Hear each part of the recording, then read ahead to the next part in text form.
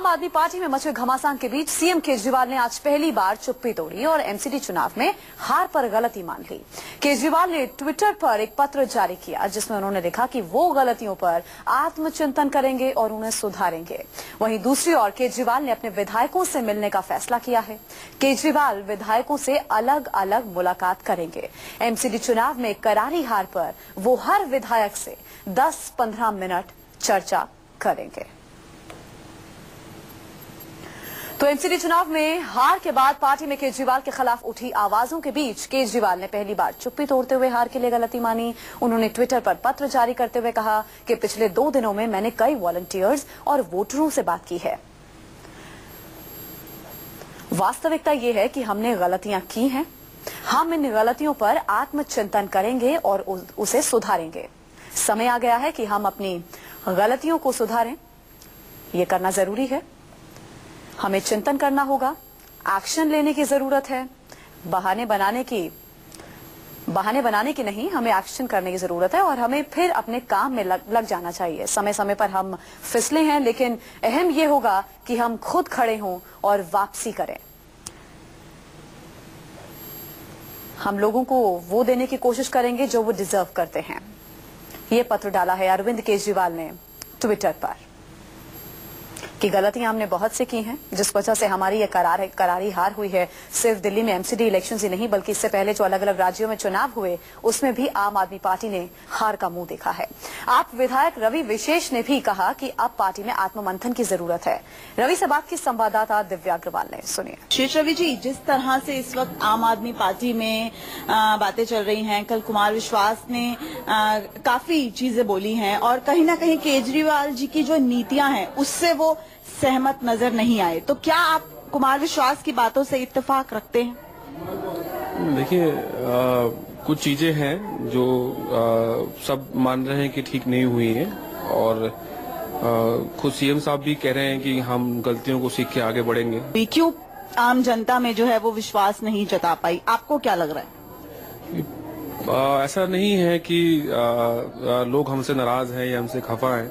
पिछले 20 सालों में दिल्ली में इतना काम नहीं हुआ जितना 2 सालों में हुआ है, और चाहे वो विधायक के स्तर पे हो या पार्टी के स्तर पे हो, जनता के मूड पे डिपेंड करता है। अगर जनता को लग रहा है कि बीजेपी को एक और मौका देना चाहिए एमसीडी कॉर्पोरेशन के अंदर, तो हम तैयार हैं। हमने अपने जो कॉर्पोरेटर हैं, जो हमारी कॉन्स्टिट्यूएंसीज हैं, उन तीनों को हमने कहा है, उनको बधाई भी दी और कहा है कि जनता के हित में और क्षेत्र के विकास में जो भी सहयोग हमसे चाहिए होगा हम उनको करेंगे। पार्टी के कार्यकर्ताओं में, विधायकों में थोड़ा असंतोष रहा?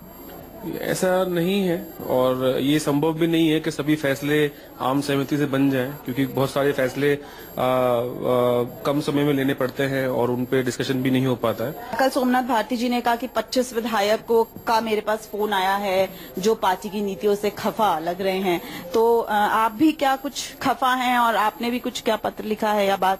हमें जानकारी नहीं 25 विधायक कौन है, वो हम नहीं उनमें से। आम आदमी पार्टी में एक आत्म मंथन की जरूरत है और पार्टी को इस ओर ध्यान देना चाहिए।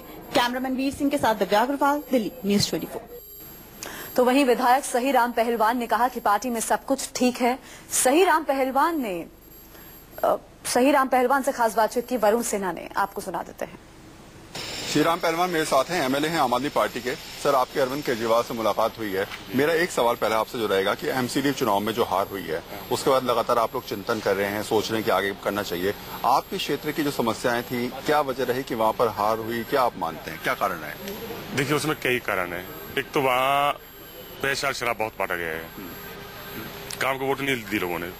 वहाँ बिक्री खरीद रोकत हुए दबा के प्रशासन की कमी रही है, तो उसे ठीक करने की कोई दिक्कत नहीं है। दूसरी बात है कि पार्टी के अंदर अलग अलग आवाजें निकल रही है। कल सोमनाथ भारती ने कहा कि 25 एमएलए ने उनको फोन किया, कहा कि कुमार विश्वास ने जो कहा है उस पर चिंता करनी चाहिए, उस पर विचार करना चाहिए।